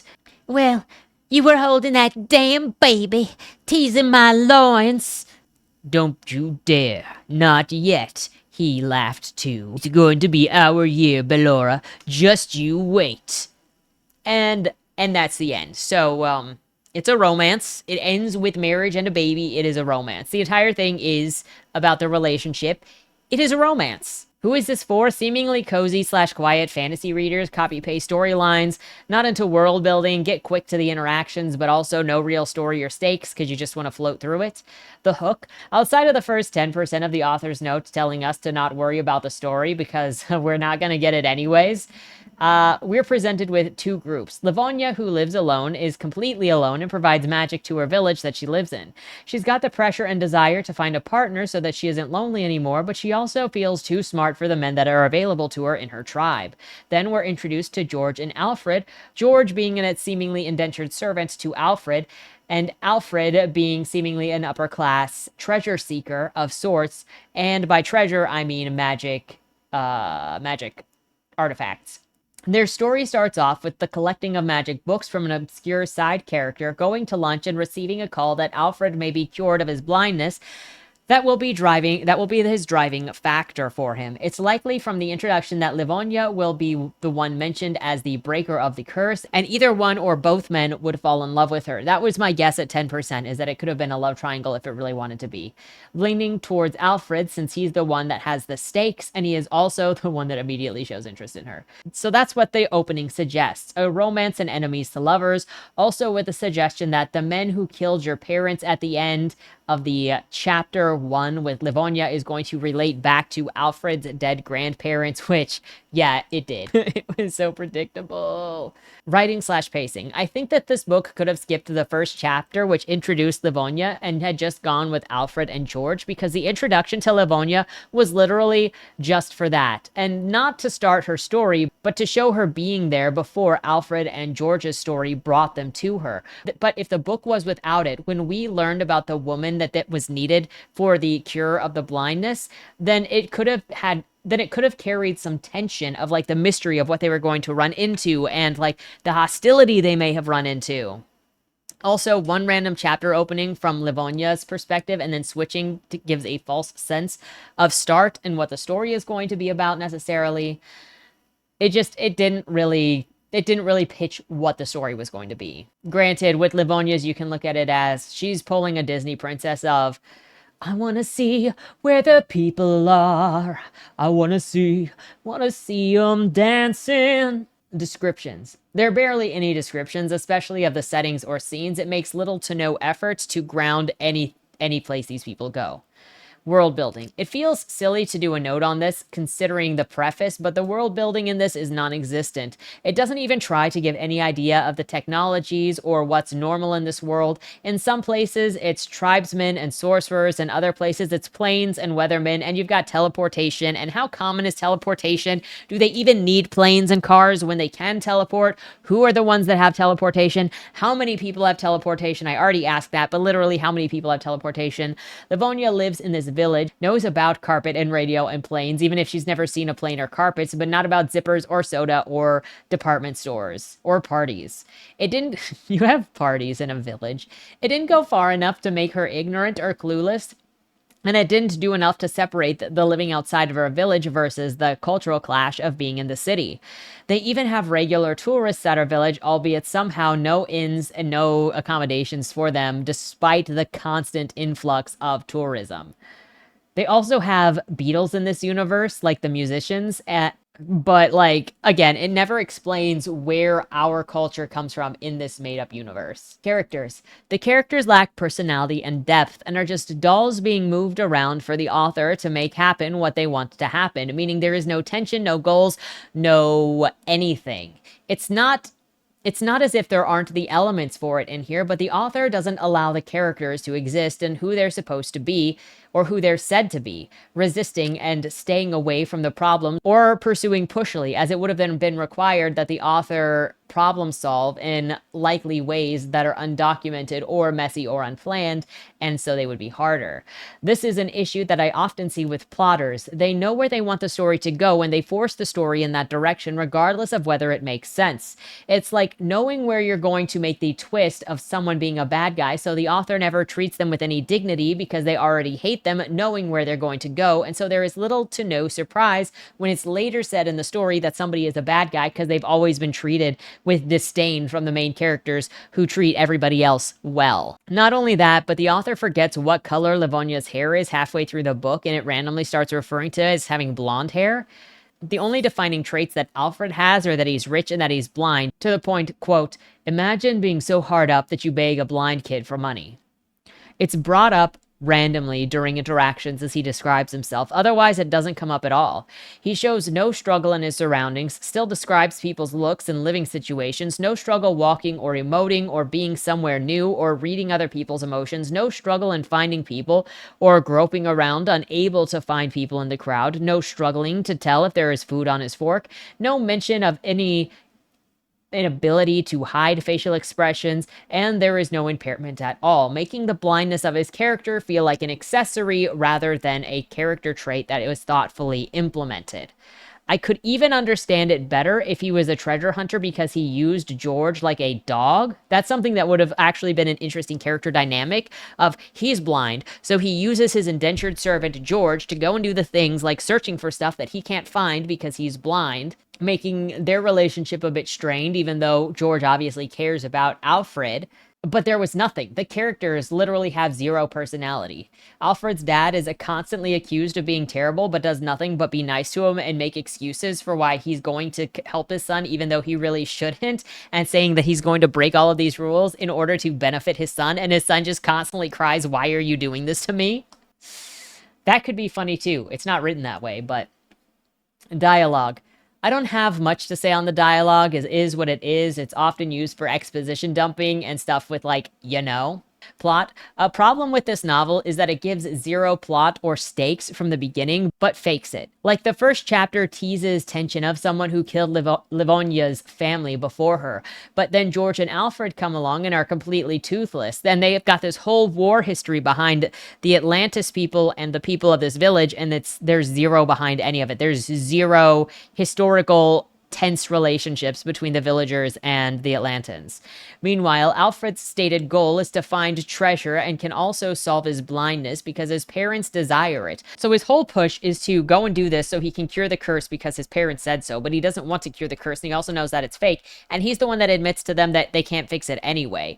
Also, another thing that could have been pointed out and also been an interesting thing to explore is if when Alfred brought Livonia to the town and everybody was just like condescending and talking down to her because they saw her as lesser for being one, the race that she was, and two, from the bush like she was, then it could have actually given Alfred a chance to watch somebody be treated poorly, as he constantly claims he is being treated poorly, and he could see what it actually looks like, and then he could have seen her stand up for herself and it be considered ill-mannered, because that's not how women talk in this society. But she is not being ill-mannered. She's just not putting up with the way that they are talking to her. And I don't mean like in a bitchy way. I mean like in a way that is standing up for herself and being an individual, as they are being disrespectful to her, like she doesn't have a mind of her own because she's from the bush. Now, because there are no actual goals or desires in this book, there are no actual conflicts, which is why this relies on some big, scary, bad person that shows up at the end of the book suddenly and has zero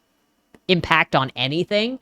So the story is overall flat. Alfred was set up perfectly to have stakes of wanting to learn sorcery in the books that he's collected, and they shouldn't have been in Braille. But normal print, as it was, should have given him a reason to want to be able to see so that he could cure it and read it. Otherwise, he would have to have George try to translate to him what is in the books, and George can't read the magic, so he would be very stuck with these magical tomes that he couldn't read. Like, that would have given him a great conundrum of, do I want to be able to see so I can read these ancient tomes, but I'm also scared to be able to see, and it's part of who I am, and I feel like I'll be losing myself if I'm able to see.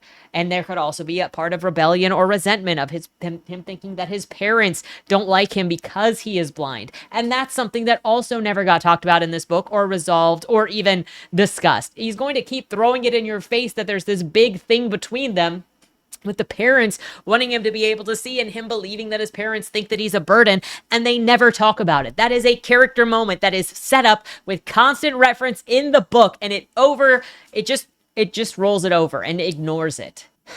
Livonia had all of these stakes, with one being afraid to leave her house, two, her dad ends up being alive and her wanting to find her dad, but she doesn't even have the drive to go and look for her uncle or anything. Like, yes, she's looking for her uncle, but it's like on the back burner kind of thing. She's got no reason for any of this, but that's because the book didn't have any focus. And if you had built into the plot of what George is doing and all of George's hunting, and also the fact that now you've got this girl who is a descendant of a very powerful sorcerer, that other people who would be looking for the books that George has or Alfred has would also be like, I want this girl, and then make this whole thing about helping her, who other people are also trying to get a hold of. Like, there were other things that this could have done, especially with him getting involved with potion dealing, is she could have been coming with him to do the potion dealings, which she kind of was in a lot of cases, and then some of them could have been like, or even just one of them could have been the bad guy that shows up, and it's just like they're talking, they're schmoozing, he's like, wait a second, you look familiar, I knew your mother, I knew your father,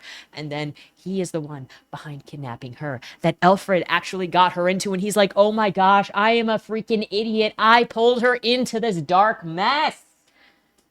I'm sorry, there are so many directions that this could have gone, and the thing is, actions have consequences. Actions also have reasons. People don't do things for no reason. Even if the reason is asinine, it is still there. Even if the reason is boring, it is still there. A good story is going to lead you through decision-making of the characters and show you how it's going and show how action affects consequence. This is not that. This is a barely connected fluff to just put words on a page. And you can tell when you're going from scene to scene and you're like, why are we here? None of these characters care about freaking anything. They're not doing anything.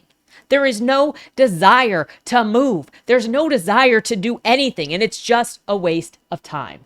Ultimately, that's my opinion on this book. It's a waste of time. It's a freaking throwaway merchandise, one of a billion by this creator. And it got links to the YouTube channel in it, which is also funny because if it's in print, there are no links, but it still says the same thing with go check out my YouTube channel. And there's no name in the book, just where the hyperlink would be. Anyway, yeah, that's all I've got to say. I just ranted on the plot. I don't have other comments to say. I'm very disappointed. Like, it didn't have to be this bad. But it was. This is probably the most disrespectful book that I've read in a long time, if not ever, because it can't even bother to write the story in it. It has to send you to the YouTube channel to get it. So, I'm going to harp on that. I'm annoyed. But, that's just how I feel. Let me know what you feel down in the comments below. Have you read this book? Will you read this book? Looking forward to your thoughts down in the comments. With that said, have a great weekend and don't die. To my children, Tommy, Ike, and Annabelle, if you forget everything else I ever said in the lifetime we shared together, I need you to remember 3 things. 1. Minimize violence done to and by women. As givers of life, it's against their nature, God's design, to do harm, and every act of violence done to them is meant to break their souls, turning what should be a giver of hope into a black widow. A woman who destroys the life and the mercy of her care for no other reason but the corruption of her own self. It is only when you come across these kinds of women that you should put them down, for they are no better than the men who tarnished them. However, take no glee in what must be done. Finding any life so far gone, a black hole is where someone's heart should be, leaves only one solution: the mercy of death, and it's a tragedy when it happens. Make no mistake, a woman's love is the most powerful thing on this earth. It can start wars, end them, and change the devil himself into someone God sees worthy of giving a second chance. She don't owe this love to anyone, but she do carry it around with her so long as she's living. That is why the devil will do everything he can to pervert women's nature and destroy their innocence. Of every crime you can commit during your lifetime, be it out of daring or necessity, for every defiance you may act out against God, government, or man, avoid harming the innocent. For the day that we become bloodthirsty beasts where love don't exist anymore is the day hell on earth has come. And as bad as it may seem at times nowadays, we ain't there yet. 2.